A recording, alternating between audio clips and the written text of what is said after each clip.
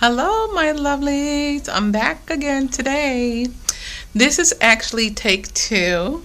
So I'm going to have to do a speed read because I went over, I think, like 40 seconds over 15 minutes and it rejected my video. So I'm going to have to do this under 15 minutes. Okay. So let's get started. What we're going to talk about today was the estrogen dominance, and I guess the best way I could start off by talking about that is just by basically telling you guys how I felt on my last cycle, which was completely amazing for me this time because I always had 2 main products that I did not do without. It was called DIM from Nature Way. Never been off of it for a whole year and a half now, because it helps flushes out all the extra estrogen in the body. And so I have not been off of that for over a year and a half because it helps the symptoms of my cycles be a whole lot less severe. Any other PMS symptoms that you would get, the irritability, the raging hot flashes, irregular cycles, longer cycles, all of those things. The last one that I had was so amazing. I think that was my first cycle through. I only been on it for like a month and maybe a week now. So a month and a week going on my second week in the second month. So and I'm kind of excited to see what the next cycle going to be because the first one was actually so good. I never go on a cycle without having a complete headache. The day before my periods, it would be a complete headache and I'll be drained where I'll be incapacitated. Couldn't really do nothing, really just lethargic for that whole day with a really bad headache. Didn't have that at all this time. Also, like I said, I just never done without the progesterone. I also use the progesterone cream on my arm as well, just so that I can kind of make me feel happy without being so irritable, because our progesterone, it drops really low once our cycle comes. Okay, so let's talk a little bit about this. I'm going to be reading, so if I'm looking away, it's because I'm reading this paper here. Try to organize my thoughts so I can make it through this 15 minutes really quickly. So what is estrogen dominance? It's mostly when we think about estrogen, that's the hormone that makes things grow in our bodies. So that's why sometimes if you had the fibroids come, they grow and get bigger. Tumors grow doing estrogen dominance. So estrogen is just like it grows things in the body. And the influx of this estrogen,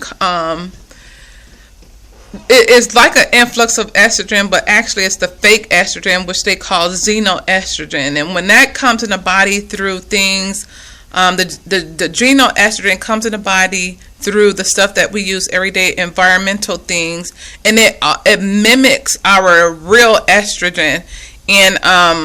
And so the way we get those things in our body is through our makeup, through birth control pills, through plastic bottles, meat injected hormones, milk, yogurts. All of our stuff is now infected by the xenoestrogens.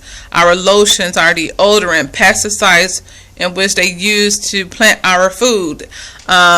And that's not even including the HMOs or anything like that. But that's how all of these fake or xenoestrogen get in our body, and it starts mimicking the real estrogen in our body and causes us to have an influx of estrogen. And then we start having all of these symptoms in which they go to the next words, and for us women, because males have an influx of estrogen too now. But for the women, we get into this situation which they call perimenopause and premenopausal symptoms. And these symptoms have a wide range of dealings in our body.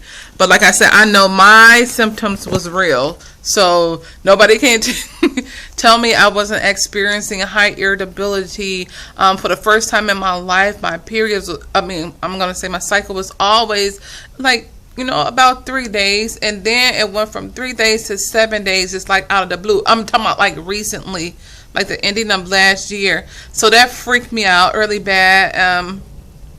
But some of the symptoms that you would know about this, everything that I'm talking about, please go back and check it. I'm not a doctor. I'm just basically stating some of the stuff that I know, for me, that I have been studying. But I always tell you guys to go and study it on your own so you can read up on some of these things. And it's just like a preacher preaching. Once they preach it, you go home and study to show yourself approved.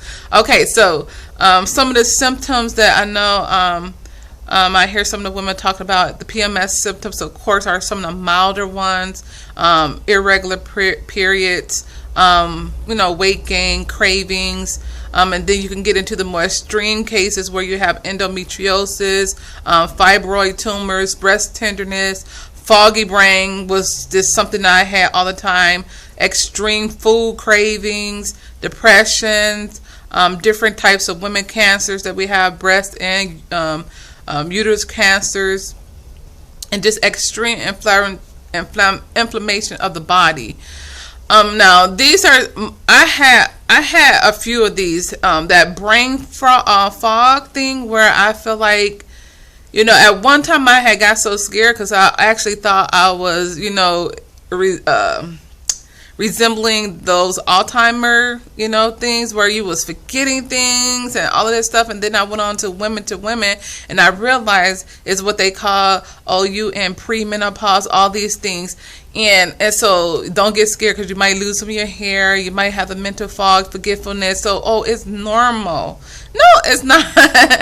It's normal to have all of these things. So I was basically beginning to just accept the fact that I was having it, and I was getting older, and my body is going through this change. But actually, our body don't have to go through those extreme changes. I only say that because I'm looking at Stephanie, the skate person. I'm looking at her. She's 48 years old. She's still having regular, normal cycles. Her body is not dried up or anything like that. So I'm thinking to myself, I think I want what she got. So like I said, I just told you guys some of the symptoms and things that would come from being in perimenopause or premenopausal things. And all of this is because of an influx of the estrogen in our body, and which is not the real estrogen, it's the fake one, which is causing more problems than is worth. That's why they would try to put you on hormone replacement therapy, because it's actually low, and then you have the xenoestrogen that's mimicking as a real estrogen. Okay, so now how do keto help kind of like in this whole scheme of things? I'm going to my next page here. One of the major things, like with keto, like I said, it keeps your blood sugar level low.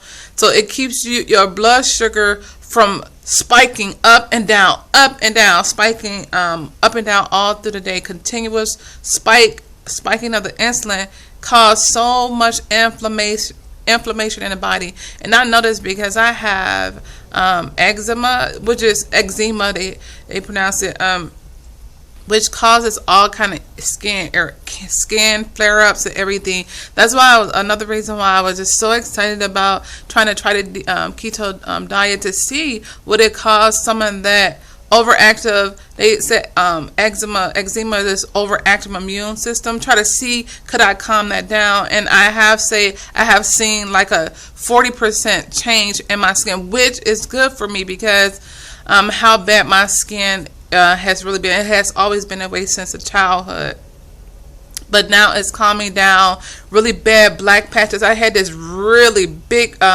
black patch right here in my second week of keto. That whole big old black patch kind of went away. I was so excited about that because people see all of that right off the bat. But like I say, now you stopping that insulin fluctuation all through the day, causing the body to go into this inflammatory state, which causes arteries, clogged arteries. It causes all type of inflammation all throughout the body. And so now naturally your whole body is going to be off balance, with hormonal off balance. Everything is going to be off balance, off centered. So when you stop all of that high fluctuation of your insulin going up and down, of course your liver going through overload work, because of all the extra inflammation, your body can't burn off all the extra fat in the body. So the liver is overworked. And then of course you guys know that our society is ridden with GERD and acid reflux. That's because now the bowel is not being produced with the gallbladder, and so the acid is high. The acid is low in our stomach because we're not producing the bowel to break down the fat. So everything is thrown off, basically. No weight loss that way, because if your liver is overworked, most likely you have fatty liver. So the liver cannot break down any fats in your body, so guess what? You're going to retain all of that fat, and most likely you retain that fat and water and everything, because everything is inflamed. Now when you stop that with the keto and keep the blood sugar regulated throughout the day, your body kind of calms down. All this high inflammation, it all calms down, and you give your body a chance to heal itself. Now you're going to do a second thing by when you're taking all the high good fats like grass fat, butters, you having the coconut oil, the MCT oil, you having all of those good fats, even ghee, Ghee, even that's a really good fat from grass fat animals though. And it will help now with that blood, the brain barrier. The MCT oil, coconut oil, it crosses over the brain barrier, so it can help heal the system that's going on in the brain, which will lead you to now your hypothalamus, which we heard a whole lot about with the Atkins diet, resetting the hypothalamus gland. We heard about that constantly over and over and over. Well, that's what's happening when our body have very low fats. Our brain stop functioning because our brain needs fat to function, and our brain would rather use the fat burn than carb burn, glucose. So now, I done said a mouthful. Okay, now I'm getting close to my time. But that's leading me to the end. Now those hormones, the hypothalamus and the pituitary gland, now begins to get healed. And those two glands we know help controls and regulate weight and hunger. I know gremlin is also the hunger hormone in our stomach that help us, not eat so much too. But all of that stuff is produced and regulated by a hypothalamus gland. So now by you taking all these healthy fats, your body getting the real fats that it needs, your insulin level is low, causing the body to work properly, and your the hypothalamus is helping to shoot out those hormones, the ghrelin hormones, to say you are full, you are satisfied, you are not hungry. And so now you stop eating so much, you stop getting those sharp spikes in the day, and then those low drops in the day, because everything is now regulating itself out. I will say to myself, this is something we're looking into. Like I said, of course, I just got little facts and things off the internet, listening to other people who have done the keto diet, and it all really makes sense to me. It really does. Like I said, I'm going to go through and listen to what I done said on here. And if I have to correct anything, I'll put some little hyperlinks up there, or annotations. But for the most part, you want to keep that blood sugar, your insulin regulated. You want a clean slate. You don't want to spike it up and down all day long. And that's what's causing all the extra hunger and all of this stuff, causing the body to get over-regulated. And so now the hormones are all thrown off. We're going into peri and premenopausal things, because now everything is completely off whack. When I think once you start doing the keto, everything is so calmed down, it's so quiet, that it just causes your liver to start being able, because it's not overworked anymore, it causes it to start working properly. Your body have a chance to heal itself properly without having to fight all the inflammation that is, that's been under attack every single day by our diet. So, okay, you guys, and I'm almost at that 15-minute mark. I won't be able to upload it, so I'm just going to say goodbye for now. Maybe I'll come through and try to explain more with a video number 2, but, on another day, because I am swamped. Okay, you guys, let me know if you did enjoy that or got an understanding. I hope you did. Okay, until next time, bye-bye.